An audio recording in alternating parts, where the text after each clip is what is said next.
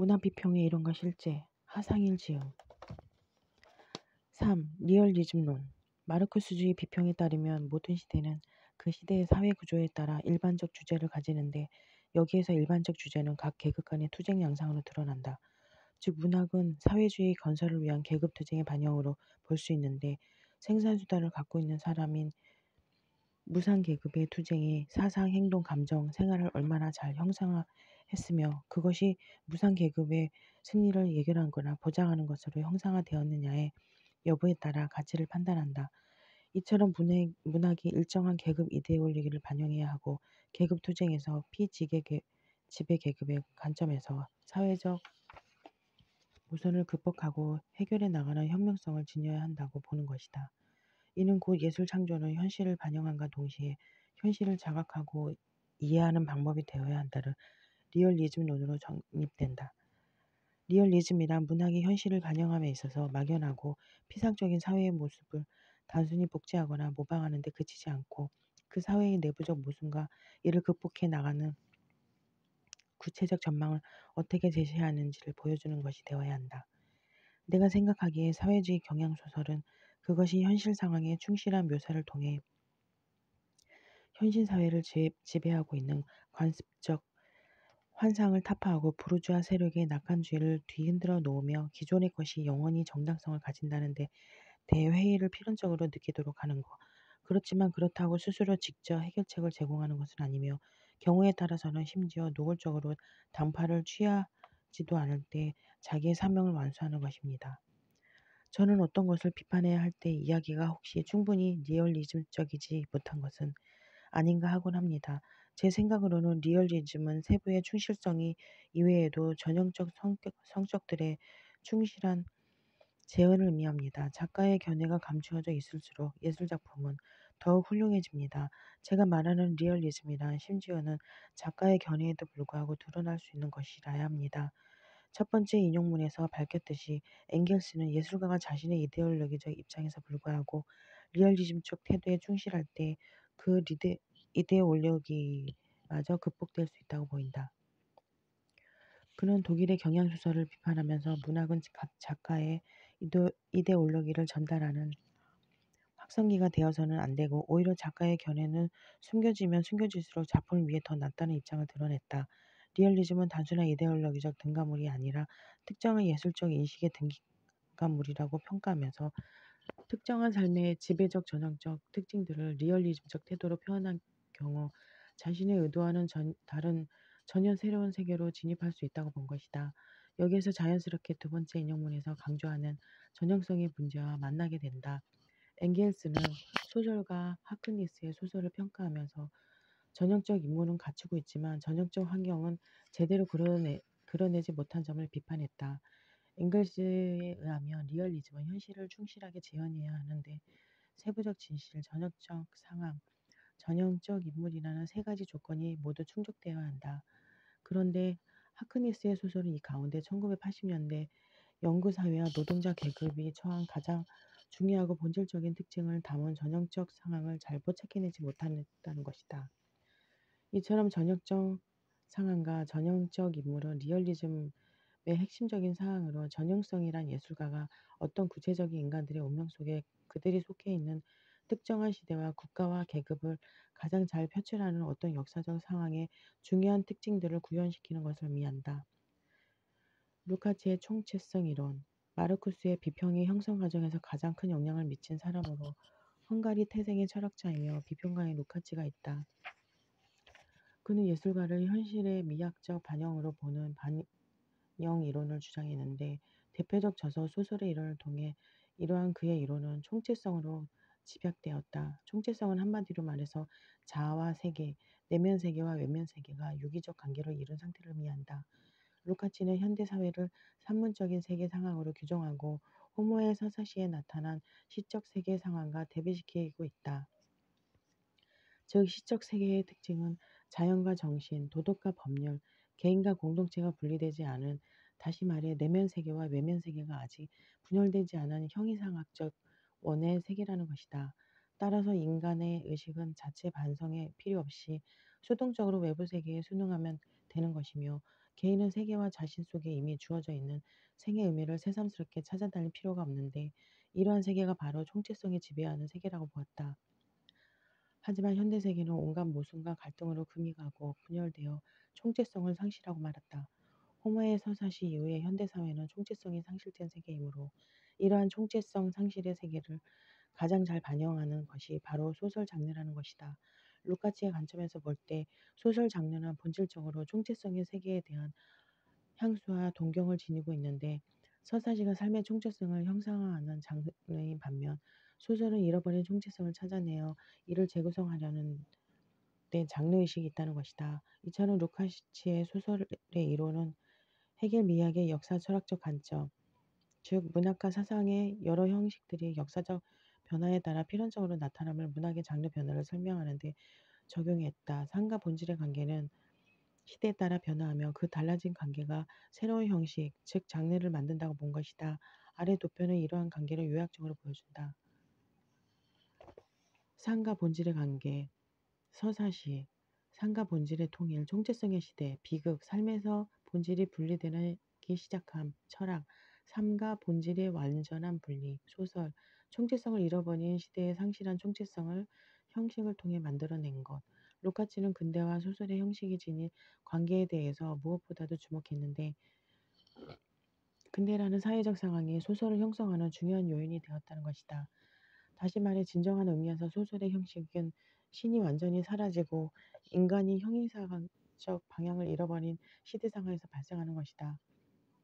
시민사회의 형성이라는 근대적 특징이 소설의 형성과 아주 밀접한 관련을 맺고 있다고 주장하는 것이다. 이러한 과정을 도표로 정리하면 아래와 같다. 서사시 주인공 영웅이 추구하는 가치와 공동체가 추구하는 가치가 일치, 영웅과 민중의 일치, 신, 자연, 인간, 총체성의 시대. 소설 주인공이 추구하는 가치와 사회가 추구하는 가치가 불일치, 주인공 문제적 개인, 총체성의 상실, 신, 자연, 인간.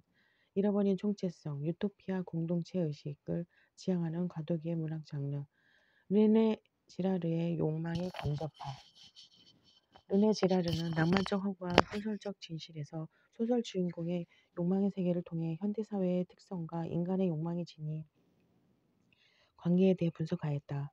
그는 세르반테스의 돈키호테를 텍스트로 삼아 주인공과 욕망의 대상 사이의 의식과 지향성을 설명했는데 주인공의 욕망은 자발적으로 욕망의 대상에 직접적으로 다가가는 진정한 욕망이 아니라 욕망의 대상과 유사한 모델을 설정하고 그 모델을 선망함으로써 궁극적인 욕망의 대상에 다가가는 간접화된 욕망의 형식을 드러냈다고 했다. 다시 말해 욕망하는 주체가 욕망하는 대상을 향해 갖는 욕망은 직접적으로 일직선적으로 일어나는 것이 아니라 선망하는 모델을 중개자로서 설정하여 그 중개자를 욕망하는, 즉 욕망하는 주체, 중개자, 욕망의 대상으로 이어지는 삼각형의 구조를 이룬다는 것이다. 이를 일컬어 욕망의 삼각형이라고 한다. 소설 속에서 돈키호테가 기사도 소설 속의 영웅 아마디스를 모방함으로써 영웅적 기사가 되기를 욕망하는 것은 이러한 삼각형적 욕망의 전형적인 형태를 드러내고 있다. 이처럼 주체의 욕망은 욕망의 대상을 직접적으로 욕망하지 않고 매개자를 통해서 간접적으로 실현되는데 이를 간접화라고 한다. 즉 인간은 무엇을 욕망하지만 그것을 혼자서는 이룰 수 없으므로 반드시 욕망의 대상을 지시하는 매개가 필요하다는 것이다. 이때 간접화는 주체와 중개자 사이의 심리적 거리에 따라 외적 간접화와 내적 간접으로 구분된다.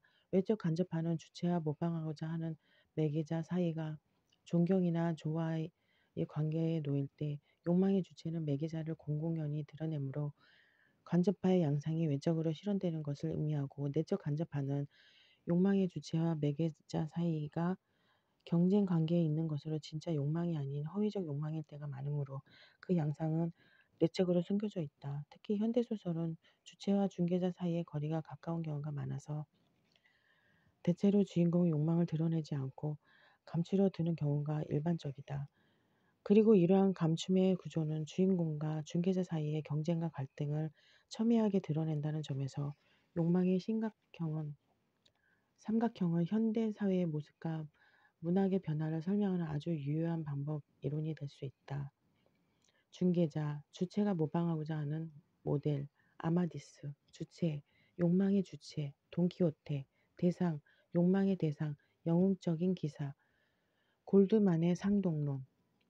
골드만의 문학사회학은 모든 인간의 행동은 특수한 상황에 의미 있는 대답을 제시하고자 하는 시도이고, 이러한 행동은 그 주체와 대상, 즉 외부 세계와의 균형을 이루고자 하는데 목적이 있다는 발생론적 구조주의에 근거하고 있다. 다시 말해 발생론적 구조주의는 문학작품의 구조가 사회 집단의 의식 구조와 상당히 유사하다는 문제의식에서 출발하는 것이다. 이를 위해서 마르크스주의 비평은 자연스럽게 구조주의와 접목을 시도하는데, 골드만은 문학작품이 개인의 천재성이 만들어낸 창조물이 아니라 특정 집단, 계급의 정신구조에 기반하는 결과물, 즉 세계관의 반영이라고 보았다. 이러한 골드만의 관점은 마르크스주의에서 출발하여 루카치의 영향으로부터 더욱 구체화되었다. 그는 특정한 개인이 아닌 특정 집단 혹은 계급의 의식을 구조적으로 파악하는 것을 가장 중요하게 여겼다. 그는 사회구조의 변혁을 위해 움직이는 데서 비로소 계급의식이 형성되는데, 이때 계급은 이데올로기의 측면에서 인간의 현재와 미래를 위한 뚜렷한 전망을 제시할 수 있어야 한다고 주장했다. 그 결과 한 사회 그룹이 다른 그룹과 구별되거나 대립하는 열망과 감정 또는 사고의 체계를 형성하는데, 그것들의 총체를 세계관이라고 명명했다. 따라서 모든 위대한 예술과 문학작품은 바로 이러한 세계관의 표현이라고 보는 것이다. 골드만은 소설 사회학을 위하여 에서 소설의 구조가 그것을 발생시킨 사회의 구조와 밀접하게 연관된다는 발생론적 구조 탐색을 시도했는데, 그 결과 소설 구조와 사회 구조는 상동 관계가 있음을 주장했다.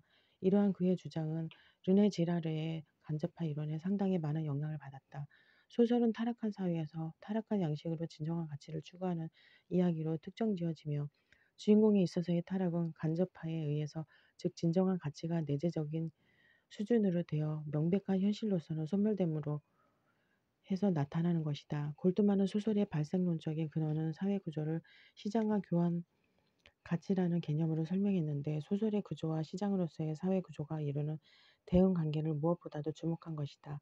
즉 사람들은 시장에서 질적 측면에서의 사용 가치를 추구하다가 점차 그 가치를 수량화해서 교환 가치에 의존하게 되는데, 이때 사물의 본질적 세계는 상실되고 오로지 물질적 교환의 대상으로만 평가되는 타락한 양상이 발생한다는 것이다. 다시 말해 모든 사물의 가치가 사용 가치라는 본질적 의미를 직접적으로 얻지 못하고 교환 가치라는 매개적 관계에 의해서만 평가되는 사물화에 따른 소외 현상이 발생하게 되는 것이다. 이러한 시정 구조의 타락은 소설 구조의 타락에 그대로 대응되는데, 주인공이 진정한 가치를 추구함에도 불구하고 사회가 이미 타락해 있다는 점에서 주인공과 사회 사이에는 일정한 간격이 있을 수밖에 없고, 결국 주인공은 진정한 가치를 추구함에 있어서 타락한 사회가 제공하는 타락한 양식을 이용하게 된다는 것이다. 소설의 주인공이 문제적 개인으로 명명되는 이유도 바로 여기에 있다. 즉 주인공은 타락한 사회와 상반되는 진정한 가치를 추구함에 있어서 사회를 직접적으로 공격하지 않고 그 사회에서 허용하는 간접적 양식으로 추구하게 되는 것이다. 이처럼 소설의 구조와 자본주의 사회 구조 사이에는 상동성이 있어서 사회 구조에 대한 올바른 이해와 비판적 접근은 소설의 주제와 구조를 파악하는 중요한 척도가 된다고 할 수 있다. 바흐틴의 다성성과 카니발. 바흐틴의 문학사회학은 언어의 미학적 특성과 기교를 강조하는데 치우쳐 문학과 삶을 분리시켜버린 형식주의의 문제점과 문학과 이데올로기의 관계를 지나치게 강조하여 문학의 자율성과 독립성을 훼손시킨 마르크스주의의 문제점을 상호 보완하여 두 견해가 지닌 장점을 통합적으로 제시했다는 데 의의가 있다. 즉 그는 문학의 진료인 언어가 지닌 미학적 특성을 중요하게 여기면서도 문학적 언어를 기교의 차원에서만 바라보지 않고 언어의 대화적 특성에 특별히 관심을 가졌다. 이를 위해서는 우선적으로 타자의 개념을 이해할 필요가 있다. 문학 작품을 주체의 의식과 의도에 의해 그 주체와 의미가 변경 불가능한 상태로 이미 결정되었다고 보는 시각을 벗어나 주체가 아닌 타자와의 관계 안에서 의미는 새롭게 구성되고 탄생한다는, 그래서 문학 작품의 의미는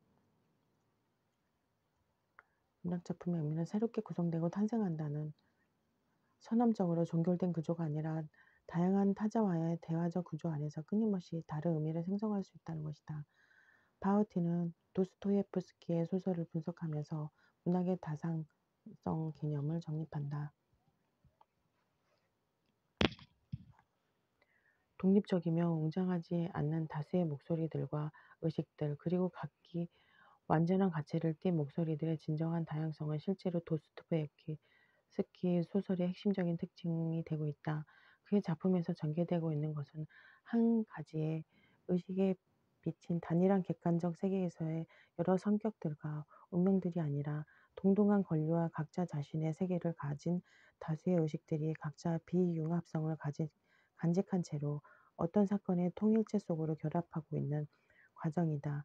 주요한 주인공들은 실제로 예술가의 창조적 구상 속에서 작가가 하는 말의 객체가 될 뿐더러 독자적이고 직접적으로 의미하는 말의 주체가 되기도 한다.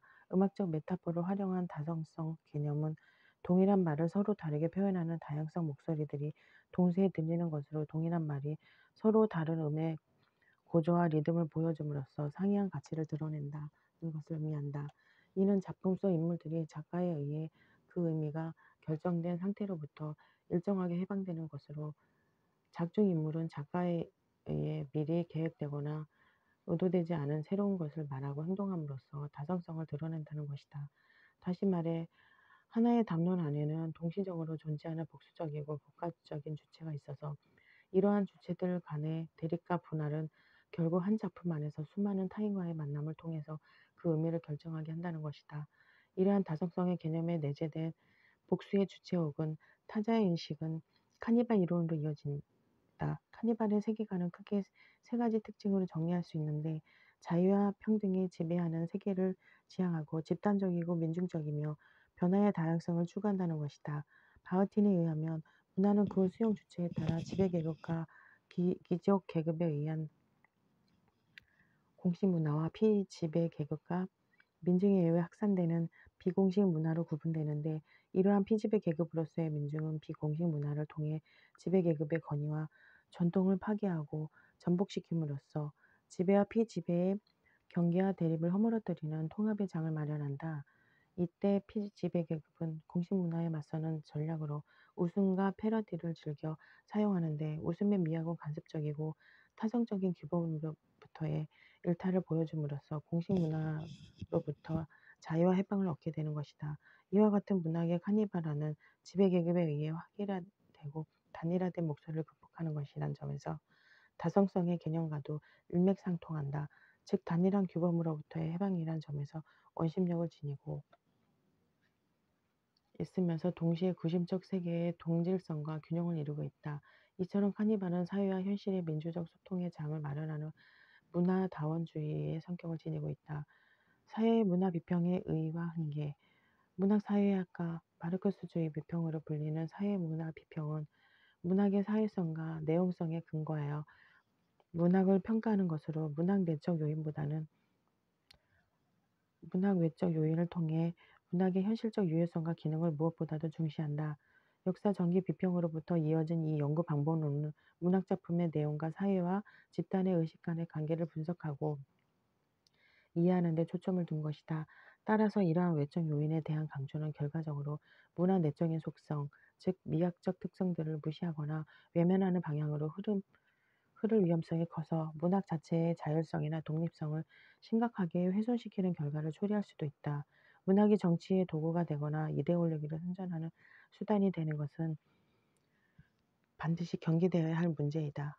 하지만 문학은 그 자체로 과학적인 현실 탐구의 방법인 동시에 역사나 현실을 올바르게 바라보고 바람직한 미래에 대한 전망을 제시하는 정치성 혹은 사회성도 아울러 지녀야 한다. 즉 문학의 정치적 수단화를 경계해야 하는 것이지, 문학 그 자체가 지닌 정치성을 외면하고 오로지 미학적 자질만을 강조하는 것이 문학의 순수성을 지키는 것이 된다는 왜곡된 인식을 가져서는 안 된다. 이런 점에서 문학작품의 구조와 사회구조 사이의 상통성을 해명함으로써 문학작품과 시대상황, 사회 현실과의 밀접한 관련성을 밝혀내는 데 주목한 문학 사회학의 방향은 상당히 중요한 문제의식을 지녔다고 평가할 수 있다.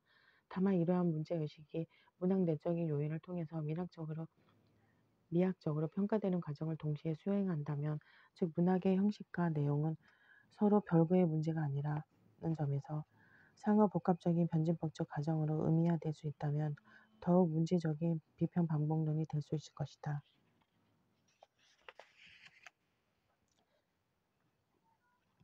형식주의의 비평, 형식주의 비평 개관. 형식주의는 작품 외부를 중시한 연구는 문학의 본질을 규명할 수 없다고 보고 문학작품 그 자체의 신비성을 규명하는 데 초점을 둔 내재적 비평 방법이다. 즉 작품 해석과 평가의 근거는 작품 안에 있으므로 작가와 독자 그리고 시대나 대상과 같은 외재적 요인들을 작품 평가의 기준으로 삼아서는 안 된다는 것이다. 따라서 형식주의는 작품 그 자체에 대한 엄밀한 독해와 문학작품을 구성하는 기본 토대인 언어에 대한 미학적 탐구에 주력한다. 형식주의 비평의 역사적 전개 과정은 1920년대 전후의 러시아 형식주의로부터 1930년대 체코 구조주의, 1950년대 전후 영미 중심의 신비평과 프랑스 구조주의, 그리고 1960년대 구소련에서 전개된 기호학과 1970년대 이후 탈구조주의와 해체주의에 이르기까지 광범위하게 확산되어 나갔다. 이들은 대체로 문학의 내재적 요인을 연구 방법론의 핵심으로 삼아 이전 비평을 비판적으로 발전시켜 가면서 형식주의 비평의 역사적 전개를 이어나갔다고 할 수 있다. 이 가운데 러시아 형식주의와 신비평은 형식주의 비평의 대표적인 두 양상으로 이후 문학 내재적 연구로서의 비평의 변화와 발전을 이끌어내는 기본적 토대가 되었다. 형식주의는 문학을 사회와 정치로부터 독립적인 위치로 끌어올리려는 반역사주의적 태도를 지닌다. 그러므로 문학에 대한 미적 평가에 초점을 두고 문학의 재료인 언어가 지닌 특성을 해명하고자 한다. 문학은 언어로 이루어진 구조물이라는 점을 가장 중요시하여 언어학 이론에 기대어 문학 언어의 독특한 질서를 해명하는 데 초점을 두는 것이다. 즉 전체로서의 작품의 의미보다는 문학성을 드러내는 언어적 요소들의 특성에 관심을 가진다. 형식주의가 기법 연구가 될 수밖에 없는 이유도 바로 이러한 관점을 특별히 강조하기 때문이다. 다시 말해 일상 언어와 문학 언어의 차이를 주목함으로써 일상 언어와 다른 문학 언어가 지닌 미학적 특성, 즉 문학성을 찾아내고 이를 작품 분석의 주요 방법론으로 삼는 것이다. 결국 이러한 문학성의 요건은 소위 기법으로 구현된다는 점에서 형식주의는 기법주의라는 한계를 처음부터 지니고 있었다. 형식주의가 지닌 기법적 한계를 넘어서기 위해 부분적인 기법에 대한 고찰에서 벗어나 전체 구조를 연구하려는 비판적 방법론이 제기되었는데 이것이 바로 구조주의이다. 형식주의의 비평의 관점에서 보면 역사전기 비평은 외부 결정론을 뜻하는 그 나무의 그 열매를 말하지만 사실 그 나무에 무슨 열매가 열릴지는 그 나무 자체의 고찰만으로는 알 수 없다. 작가 나무가 의도한 것이 결과적으로 그대로 실현 열매되지 않는 것이 일반적이기 때문이다. 즉 작가의 의도는 작품의 외부에 존재하며 작가는 그것을 내적으로 형상화하려 시도하지만 창작의 복합적이고 미묘한 과정은 매번 그의 의도와 어긋나는 결과를 낳게 일수이다. 이를 일컬어 형식주의 비평가들은 의도에 오르라고 했다. 이러한 형식주의 비평의 주장은 문학 창작의 과정을 생각할 때 상당히 설득력 있는 논리이지만 문학 내부의 미학적 특성을 강조한 나머지 외부를 철저하게 배제하는 객관적 오류를 범하고 있음을 간과해서는 안 된다. 대부분의 문학 작품에서 역사나 시대를 고려하지 않고 그 자체의 언어 미학만으로 작품의 의미나 해석을 하는 것은 불가능한 측면이 있기 때문이다. 따라서 형식주의는 내용과 무관한 형식이라는 이분법적 논리를 벗어나 내용과 형식의 유기적 결합이라는 새로운 형식 개념으로 나아갈 필요가 있다. 이를 간단히 도표로 나타내며 아래와 같다. 역사 전기적 방법, 유효성, 보조적 예비적 연구, 극단적인 연구, 외부 절대화.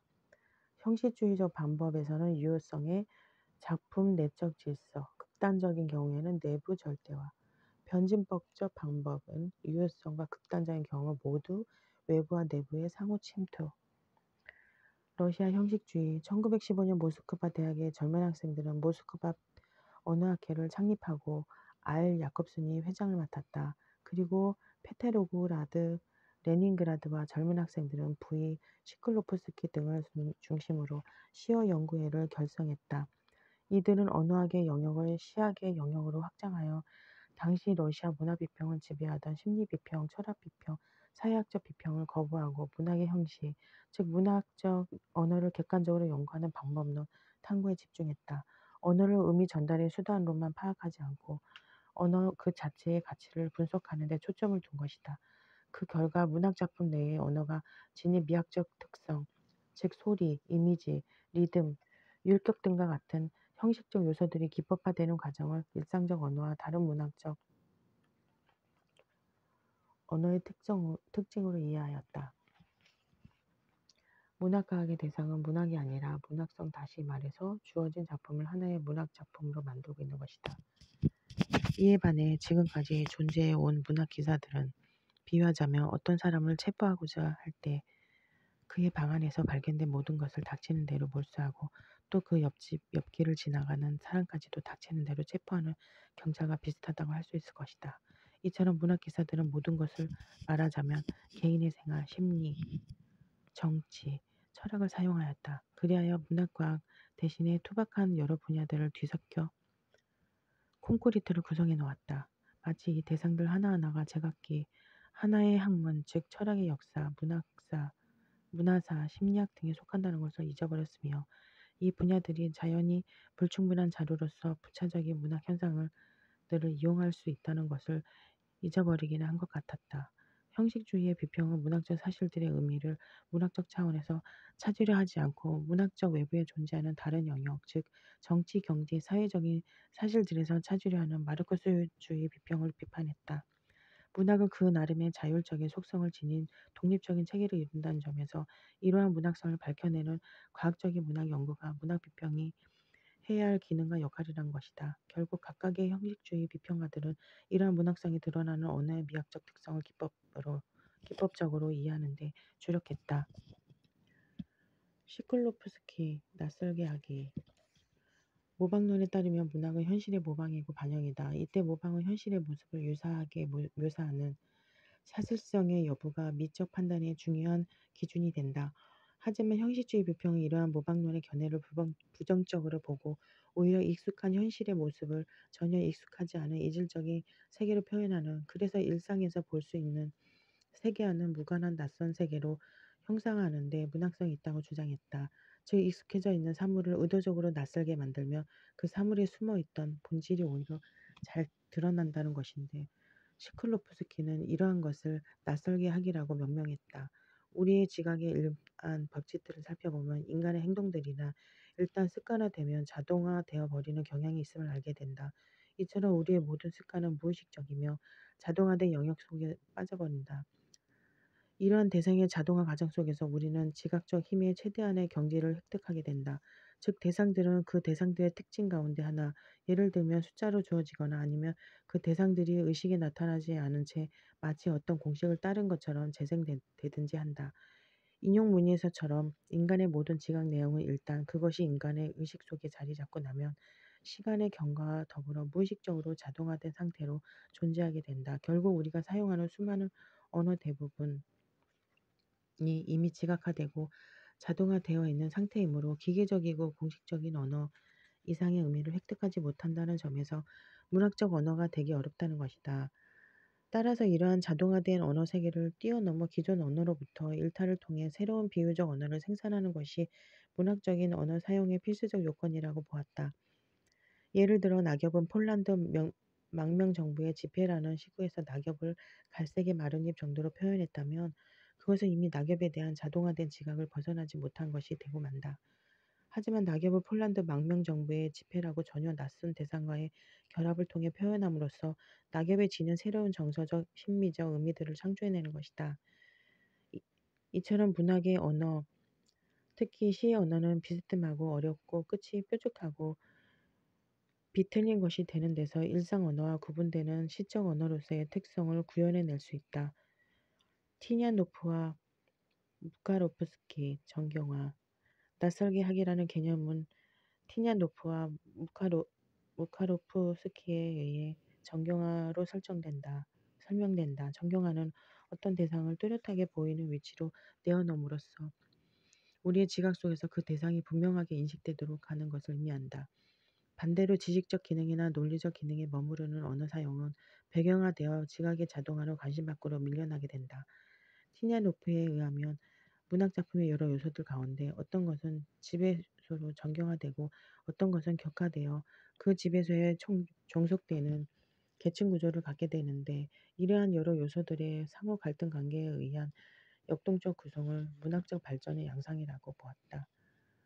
무카로프스키는 이러한 테냐노프의 견해를 이어받아 정경화의 개념을 표준 언어와 시적 언어의 관계를 통해 설명하는데, 시적 언어는 문법적 형식이나 어휘, 어법 등에 있어서 독자적인 특징을 가지면서 표준 언어의 규범이나 형식을 위반하거나 파괴하지만, 두 언어는 상호 밀접한 연관 속에 있다고 했다.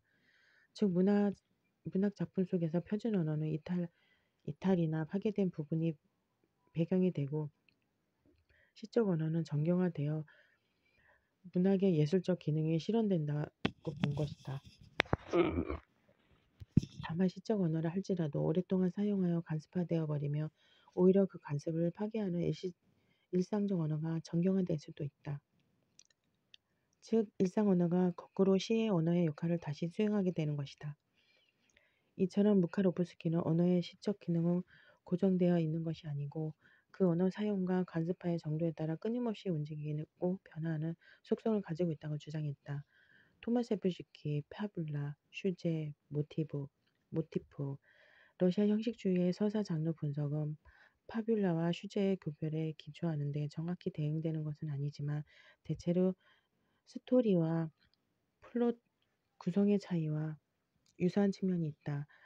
토마셰프스키에 의하면 파뷸라는 작품 속에 배열된 서사와는 전혀 다른 연대기적이면서 연속적인 시간, 즉 과거, 현재, 미래의 순서와 방식이고, 슈제는 작품 속에 실제로 구현된 순서에 따른 사건을 의미한다. 앞서 논의된 것에 빗대어 설명하자면, 일상적 시간과 순서로서의 파뷸라를 의도적으로 훼손시킨, 정경화시킨 것이 슈제인데, 낯설게 하기로 해 슈제를 통해 사건의 인과관계가 갈등 요소들이 두드러지게 부각될 수 있다는 것이다.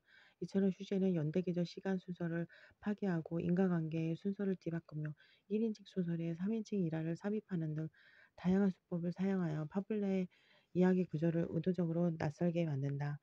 토마셰프스키는 이러한 슈제의 차용이 문학을 일상적 사건의 자동적 서술과 구분되는 예술적 구성 효과를 갖게 하는 요인이 된다고 보았다. 따라서 그는 이러한 서사 구조 분석에 있어서 가장 작은 이야기 단위를 모티브라고 명명하고, 이 모티브의 결합이나 인과관계 등을 주목했다. 즉 모든 이야기는 논리적이고 인과적이며 시간 순서로 배열된 모티프들의 총집합이라는 점에서, 이러한 모티프의 구조에 대한 파악은 소설의 주제와 의미를 이해하는 중요한 방법이 된다는 것이다. 그는 모티프를 구성 모티프와 자유 모티프로 구분했다.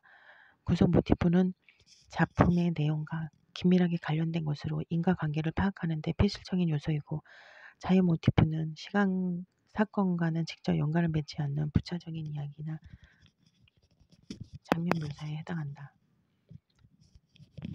사건 전개에 있어서 구성 모티프는 반드시 있어야 하는 반면, 자유 모티프는 없어도 무방하지만, 이러한 자유 모티프는 사건 전개를 지연시키거나 방해하는 대신에 한 작품의 예술적 효과를 높여주는 작가의 의도를 담고 있다는 점에서 특별한 기능을 한다.